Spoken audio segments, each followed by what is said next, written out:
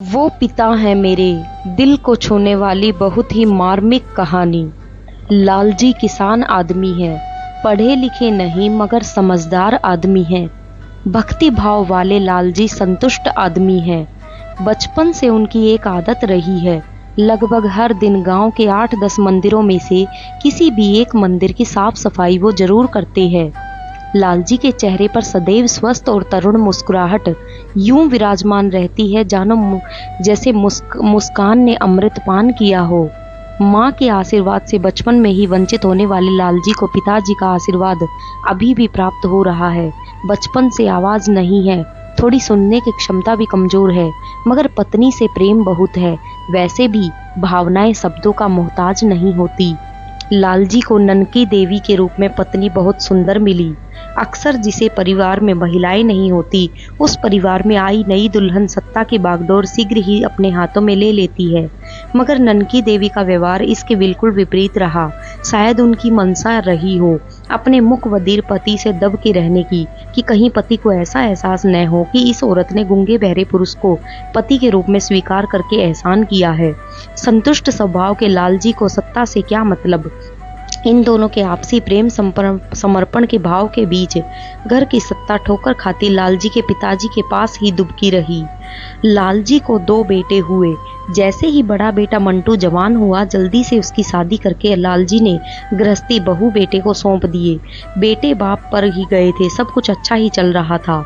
लालजी का परिवार आज के जमाने के लिए एक आदर्श परिवार था। मंदिर मंदिर झाड़ू लगाने वाले लालजी के घर की सफाई भगवान के जिम्मे थी। लालच, नफरत, छल कपट जैसे कचरे लालजी के घर के आसपास भी नहीं फटकते थे। जब लालजी के बुजुर्ग पिता पर पक्षाघात ने हल्का प्रहार किया, तब उन्हें खुद से चलने फिरने में परेशानी होने लगी। वैसे भी वो काफी बूढ़े हो गए थे। अब लालजी की दिनचर्या बदल चुकी थी। अब उनके जीवन की प्राथमिकता अपने पिता की सेवा करना ही रह गया था। खेती बाड़ी बड़ा बेटा पहले ही संभाल चुका था। उसका व्यवहार ऐसा कि बहुत ही जल्द वो मंटू बाबू हो गया। छोटा बेटा बचपन से कुशाग्र बुद्धि का था। उसको पढ़ाने के लिए सब ने अपने अपने हिस्से का त्याग किया। भाई ने पसीना लगाया तो भाभी ने गहने लगा दिए। ननकी देवी ने जिंदगी भर की सारी दुआएं इकट्ठी करके छोटे बेटे पर न्यौछावर कर दी। लालजी क्या लगाते, सदैव की भांति मंदिर मंदिर जाते तो अब भगवान को कुछ देर निहारते। गूंगे मुंह से क्या बोलते, मगर कहते हैं ना, आज मिले या कल मिलता है, हर पूजा का फल मिलता है। देवताओं ने गूंगे मुंहे की आवाज का मान रखा। हेमंत उर्फ हेमू ने सरकारी इंजीनियर की नौकरी पाने में सफलता प्राप्त की। मंटू बाबू का सीना थोड़ा और चौड़ा हो गया। लालजी के संतोषी मुस्कान में थोड़ी और वृद्धि हो गई। मंटू सिंह की इच्छा जल्द से जल्द छोटे भाई को गृहस्थ लगाने में बांधने की थी। बोलियां लगने लगी। अचानक से मंटू सिंह के ढेर सारे दोस्त, व्यवहार, नाते, रिश्तेदार पैदा हो गए। लालजी की क्षमता को तोला जाने लगा।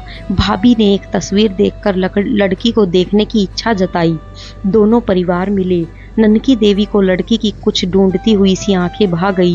भाभी को इतनी पढ़ी लिखी लड़की के द्वारा पैर छूकर प्रणाम करना दिल जीत लिया।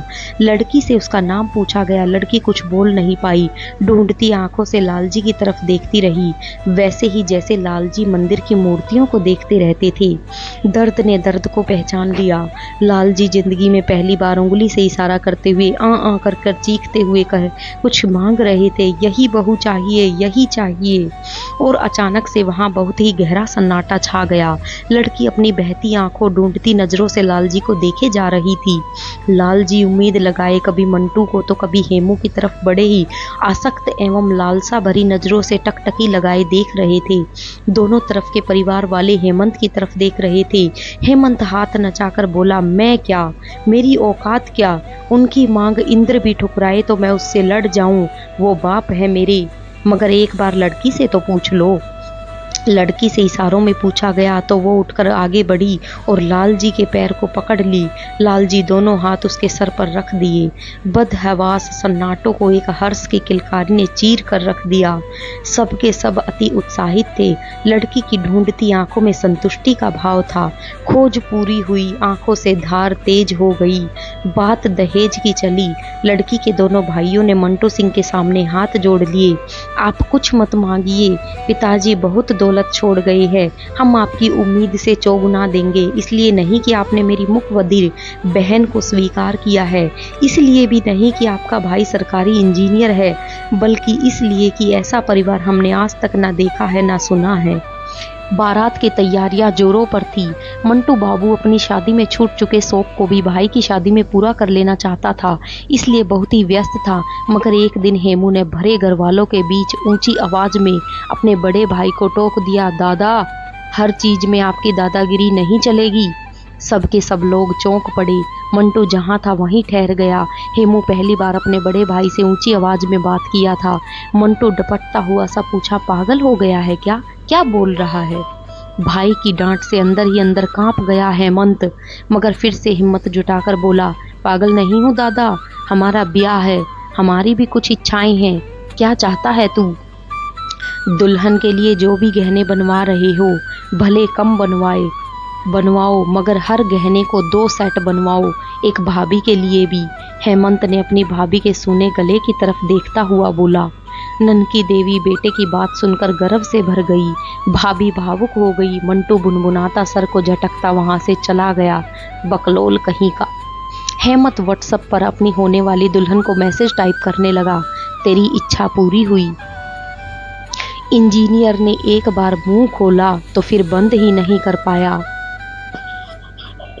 हेम के लिए फॉर्च्यूनर का साटा कर दिया हूँ, पापा के लिए बुलेरो कर दिया हूँ। मंटू सिंह घर में बता रहा था। पापा के लिए भी फॉर्च्यूनर ही कीजिए दादा। हेमंत ने अपनी इच्छा जाहिर की। क्यों? वो बाप है मेरे, हेमंत गर्व से बोला। बाबा और पापा के लिए कुर्ता धोती सिलवाने के लिए दे दिया हूँ।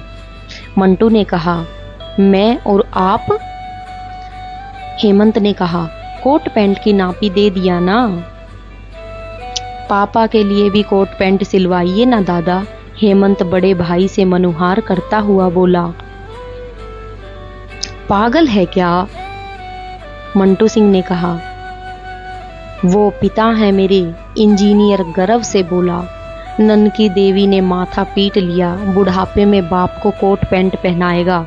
भाभी मुस्कुरा के रह गई, जबकि मंटू सिंह हामी भरता घर से निकल गया। सारी तैयारियां हो चुकी थी। बाबा बारात जाने में असमर्थ थे। उनकी देखभाल के लिए एक आदमी की व्यवस्था कर दिया गया था। लालजी कोट पैंट पहनकर बेटे की बारात में जाएंगे, ये बात सारे गांव में चर्चा का विषय था। वो समय भी आया जब बारात निकलने वाली थी।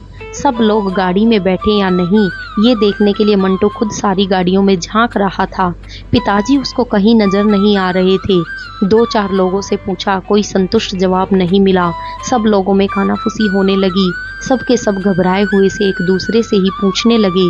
लालजी को ढूंढा जाने लगा। अचानक से कुछ की नजर घर की तरफ गई। वो सब हैरत से देखते हुए अपने आसपास के लोगों को इशारा करके घर की तरफ देखने को कहने लगे। सारे बाराती मुंह फाड़े घर की तरफ देख रहे थे।